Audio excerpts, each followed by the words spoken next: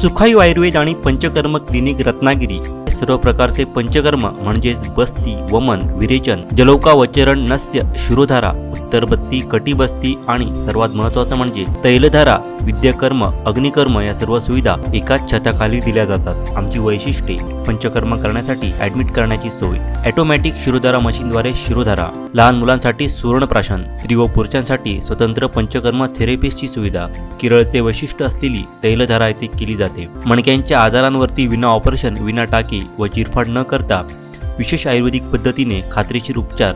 म्हणूनच कोणतेही ऑपरेशन करण्यापूर्वी, कोणताही जॉईंट रिप्लेस करण्यापूर्वी पुन्हा पुन्हा विचार करा आणि सुखायू आयुर्वेद आणि पंचकर्म सेंटरला नक्की भेट द्या, कारण शेवटी कृत्रिम ते कृत्रिम असतं। स्थळ: doctor Pradeep Khate, BAMS MD Panchakarma specialist, doctor Prajakt Ghate, BHMS ICR Pune, Sukhayu Ayurved आणि Panchakarma clinic, Yashodeep complex, flat number 109, Samsung शोरूमच्या वर, शिवाजीनगर, रत्नागिरी। Mobile number 8275 39 24 30। महाराष्ट्राचे माजी मुख्यमंत्री अशोक चव्हाण यांनी आज भाजपात प्रवेश केला। देवेंद्र फडणवीस आणि चंद्रशेखर बावनकुळे यांच्या उपस्थितीत मुंबईतल्या भाजपा कार्यालयात हा सोहळा पार पडला। माननीय अध्यक्षजी, आज आमच्या सगळ्यांकरताच अतिशय आनंदाचा दिवस आहे की महाराष्ट्रातलं एक अतिशय ज्येष्ठ नेतृत्व, अनेक वर्ष महाराष्ट्र विधानसभा, देशाची लोकसभा ज्यांनी गाजवली, या गिरीशभाऊ इकडे आहे ना मागे,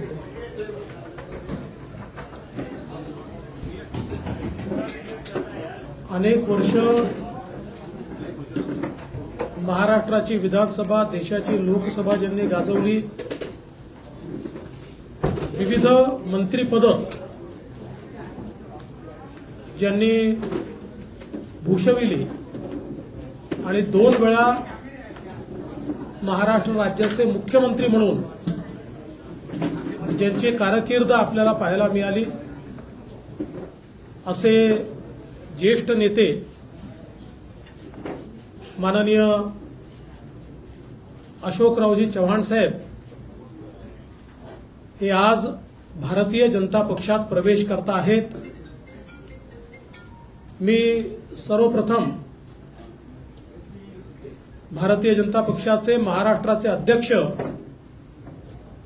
माननीय चंद्रशेखर बावनकुळेजी यांना विनंती करेन की त्यांनी अशोकरावांचा प्राथमिक सदस्याचा जो फॉर्म आहे त्याच्यावर सही करून त्यांना पक्षात रितसर प्रवेश द्यावा।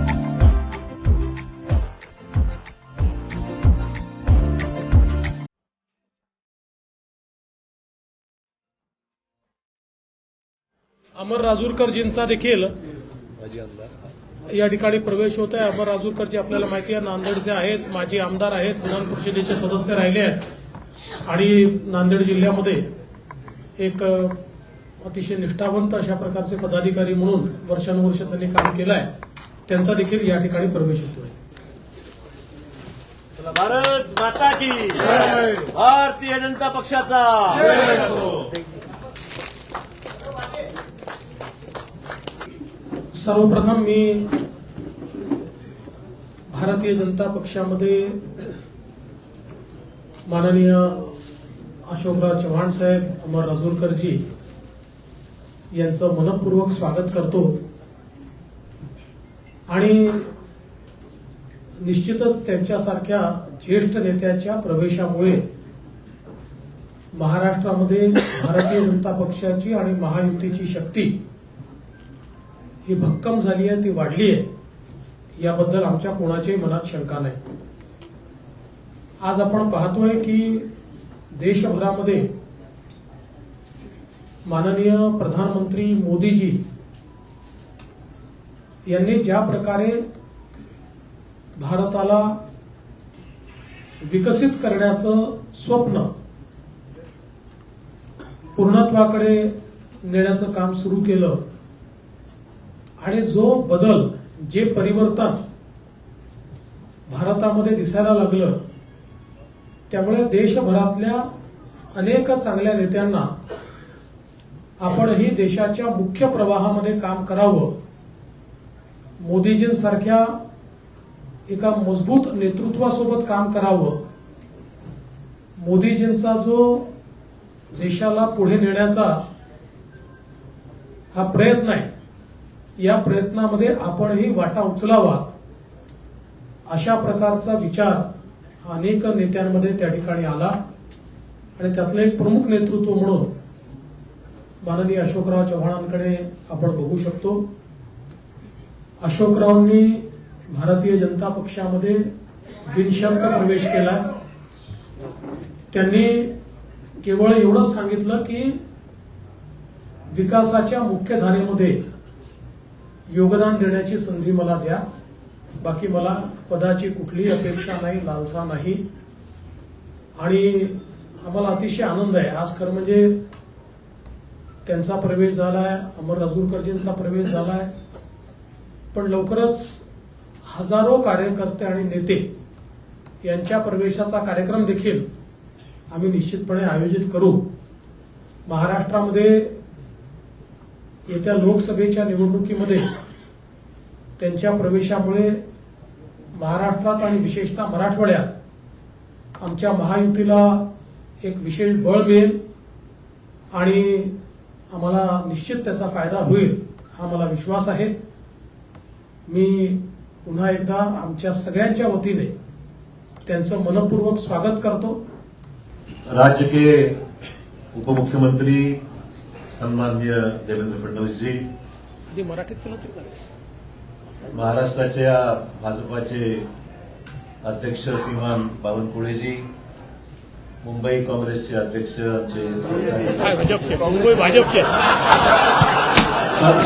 सवयीचा परिणाम आहे.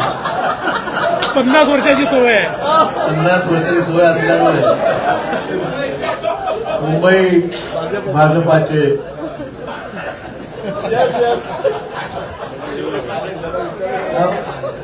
पहिली प्रेस कॉन्फरन्स भाजपाच्या कार्यालयामध्ये माझी होत आहे. तेवढं थोडंसं मला एक्सक्यूज करा, आज पहिलाच दिवस आहे. कालच राजीनामा दिल्यामुळे एकदम स्विच ओव्हर थोडासा.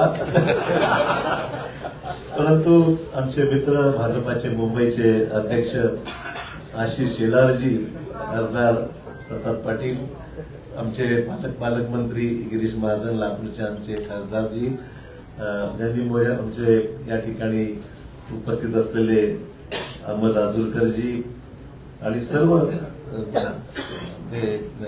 विधान परिषदेतील आमचे नेते आणि सर्व आमचे सहकारी उपस्थित पत्रकार बंधू भगिनी आणि सहकारी मित्रांनो, सर्वप्रथम मी देशाचे प्रधानमंत्री श्री नरेंद्र मोदीजी, देशाचे गृहमंत्री अमित शाह साहेब, भाजपाचे राष्ट्रीय अध्यक्ष जे.पी. नड्डाजी, त्याचबरोबर उपमुख्यमंत्री देवेंद्र फडणवीसजी, बावनकुळेजी, आशिष शेलारजी आणि भाजपाचे असंख्य इथे चाहते, ज्यांनी मनापासून आम्हाला माझ्यावर प्रेम केलं. म्हणजे आम्ही विरोधी पक्षात असताना सुद्धा आणि सत्तेमध्ये असताना सुद्धा महाराष्ट्राची एक वेगळी परंपरा राहिलेली आहे की एकमेकांविषयी असलेले आमचे संबंध राजकारणाच्या पलीकडेही जाऊन सुद्धा आम्ही सर्वांनी एक दुसऱ्याला साथ दिलेली आहे. विकासात्मक कामासंदर्भामध्ये ही महाराष्ट्राची परंपरा राहिलेली आहे आणि त्यामुळे मला आज माझ्या आयुष्याची नवीन सुरुवात मी करत आहे असं मी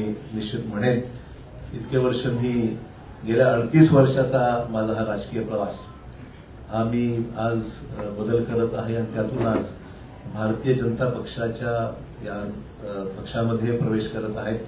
प्रधानमंत्री नरेंद्र मोदी यांच्या नेतृत्वाखाली त्यांची ती स्फूर्ती घेऊन, त्यांची प्रेरणा घेऊन या देशामध्ये आणि राज्यामध्ये चांगलं काम करता आलं पाहिजे, सकारात्मक भूमिका घेऊन पुढील वाटचाल आपल्याला करता आली पाहिजे आणि राज्याच्या आणि देशाच्या प्रगतीमध्ये आपला हात आपण निश्चित योगदान दिलं पाहिजे.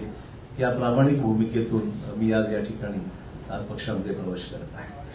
मला निश्चित सांगितलं पाहिजे की आजवर मी राजकीय क्षेत्रामध्ये सामाजिक क्षेत्रामध्ये काम करत असताना एक सकारात्मक दृष्टिकोन डेव्हलपमेंटल ऍटिट्यूड घेऊनच मी नेहमी पुढे राहिलेलो आहे. देवेंद्रजी विरोधी पक्ष नेते होते, मी मुख्यमंत्री होतो, तोही कालावधी त्यांनी अनुभवलेला आहे, मी अनुभवलेला आहे. आणि डेव्हलपमेंटल कामामध्ये नेहमी पॉझिटिव्ह भूमिका घेऊन आम्ही एक दुसऱ्याला साथ मी दिलेली आहे. आणि मलाही सुद्धा मला सांगितलं पाहिजे की विरोधी पक्षात असल्यामुळे सुद्धा कधी असं जाणवलं नाही. ठीक आहे, काही सरकारची तक्रारी होत्या, मान्य करेन, सरसकट सर्वांनाच काही समाधानाचं म्हणणार नाही, परंतु न्याय जिल्ह्याला मतदारसंघाला देण्यासंदर्भामध्ये देवेंद्रजींनी निश्चित आमच्यासाठी पॉझिटिव्ह भूमिका नेहमी घेतलेली आहे. असो, त्यामुळे जिथे मी राहिलेलो आहे त्या ठिकाणी मी आजवर प्रामाणिकपणे काम केलेलं आहे. आणि मी आपल्याला ग्वाही देऊ इच्छितो की भाजपामध्ये आज प्रवेश घेत असताना तीच भूमिका घेऊन प्रामाणिकपणे भाजपामध्ये काम करेन. पक्षालाही कसं ताकद मिळेल, आगामी निवडणुकीमध्ये यश जास्तीत जास्त जागेवर महाराष्ट्रामध्ये, देशात तर मिळेलच, महाराष्ट्रामध्ये सुद्धा कशा पद्धतीने अधिकच्या जागा या भारतीय जनता पक्षाला मिळू शकतील या बाबतीमध्ये निश्चित माझ्याकडून जो माझा अनुभव आहे, जो प्रयत्न आहे, तो निश्चित माझ्याकडून होणार आहे. हे राजकारण हे एक सेवेचं माध्यम आहे आणि मला वाटतंय की मला कोणावरही व्यक्तिगत टीका टिप्पणी कालही स्पष्ट केलेलं आहे. मला ठीक आहे, पक्ष सोडल्यानंतर अनेक सहकारी त्याच्यामध्ये काही विरोधी बोलतात, कोणी टिप्पणी करते, काही लोकांनी समर्थन केलंय, विविध ज्याला आपण म्हणू की मतभिन्नता असू शकते. व्यक्तिगत स्वरूपाचे कुठले दोषारोप मी कोणावर केलेले नाही, करणार नाही. मी आजपासूनच इथे पॉझिटिव्ह कामाला लागलेलो आहे. मला बावनकुळेजींनी आताच पावती दिलेली आहे पक्ष प्रवेशाची आणि त्यांना मी पैसे देऊन सुद्धा म्हणजे उधार ठेवलेलं नाही. जी काही फीज आहे ती त्यांना मी पक्ष प्रवेशाची त्या ठिकाणी दिलेली आहे. आपल्याला माहिती की प्रधानमंत्र्यांनी सबका साथ सबका विकास हे ब्रीदवाक्य घेऊन या देशामध्ये अनेक महत्वपूर्ण पैलू विकासाच्या संदर्भातले देशाभरात आपण पाहतोय की मोठ्या प्रमाणावर जे इम्प्रेस आम्ही झालेलो आहोत. आम्ही म्हणजे मला सांगायला हरकत नाही, आम्ही विरोधी पक्षात असताना सुद्धा कधीही व्यक्तिगत स्वरूपाचे दोषारोप कधी केले मी तरी कोणावर केले नाही. आणि जे चांगलं काम झालं, आमच्या काळात जे चांगलं काम झालं त्याची प्रशंसा देवेंद्र भाऊंनी वेळोवेळी केली. आम्ही सुद्धा त्यांच्या विद्यमान सरकारने जे चांगलं काम होत आहे त्याची प्रशंसा आम्ही सुद्धा केलेली आहे. कधी वेळेवर आमच्यावर टीका होते की तुम्ही फार माइल्ड आहात, तुम्ही काही टीका विरोधी पक्षावर करत नाही किंवा सत्ताधारी पक्षावर करत नाही. हेतू तो नाही आहे. महाराष्ट्राची जी परंपरा आहे, जी सभागृहामध्ये एकमेकाविषयी असलेली जी भूमिका असते विरोधी म्हणून, ती प्रामाणिकपणे विरोधात असताना केलेलीच आहे. परंतु सभागृहाच्या बाहेर मात्र व्यक्तिगत स्थिती जाऊन पॉलिटिकल पलीकडे जाऊन महाराष्ट्राने पाहिलेलं आहे.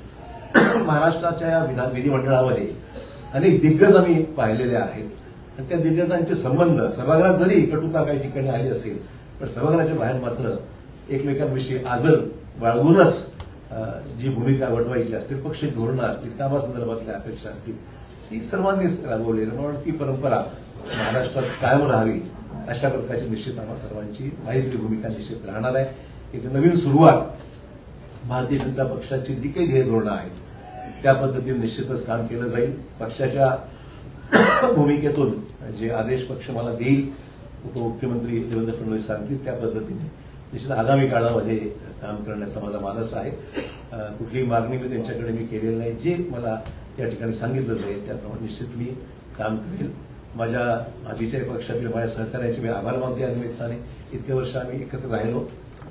ठीक आहे, हा माझा व्यक्तिगत निर्णय होता, मला कुणी जा म्हणून सांगितलं नाही आणि मी शेवटपर्यंत, लोक म्हणतात काल परत तुम्ही पक्षाकडे तिथे बसला होता आणि अचानक तुम्ही स्विच ओव्हर झाला. म्हणलं शेवटच्या क्षणापर्यंत मी जिथं आहे त्याचं काम मी केलेलं आहे आणि आज जेव्हा मी मग त्यानंतर माझी भूमिका मी या ठिकाणी स्पष्ट केली आहे.